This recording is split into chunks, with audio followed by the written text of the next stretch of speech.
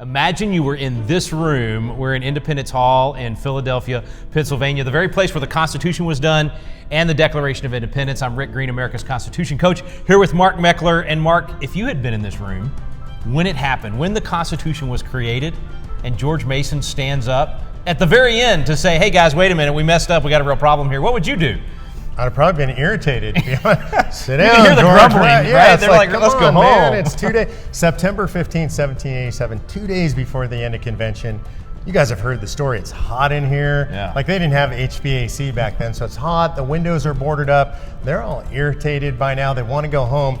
Mason stands to address the men, and he says, we have a terrible problem with the document we've drafted. I can hear the groans now. Yeah, everybody's like, oh, Here George again, right? Yeah. And he says, we've given the power to the federal government to propose amendments should they deem them necessary, but we've not given the same power to the people acting through the states. Now I got to stop you there. Back up. They've been here for all those weeks to create a federal government. They've redesigned the whole thing. The Constitution is designed. Here's our three branches of government. Here's what states can do. Here's what federal government can do. They've created all of that.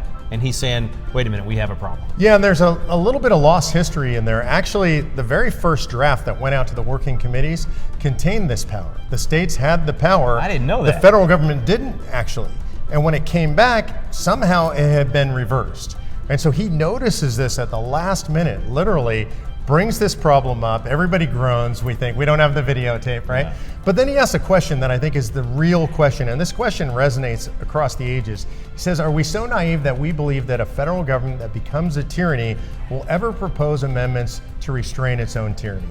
Now wait, let me put that in country boy language. I'm a country boy. That means if the federal government ever gets out of control, do we really think the very people that stole power, that took it without permission, will just give it back? We'll just hand it off to us? You know, whenever I tell this story in a hall or in a meeting somewhere, people laugh. Yeah. And I think that's probably what they did. You know, we don't have a recording. We can kind of tell. Madison's notes, in that point, they say nin com. It's Latin for no comment, essentially. That's an abbreviation.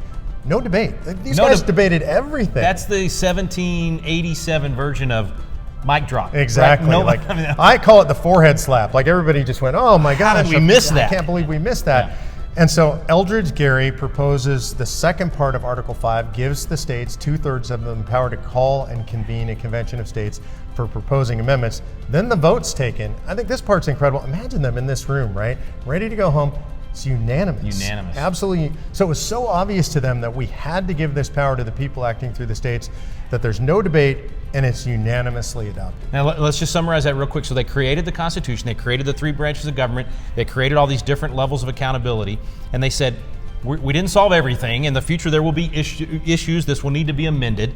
Congress can propose amendments and send it back to the states, and they ratify it. And what George Mason changed, what they actually put in there at the end is the states can propose amendments. The states come together and propose amendments, and then it goes back to all the states to be ratified. And unanimously, they said, that's a good idea. We need that second mechanism. Yeah, important to remember what that means is they gave the ultimate power not to the federal government, not to Washington, D.C., but to the people in the states. Thank you, George Mason.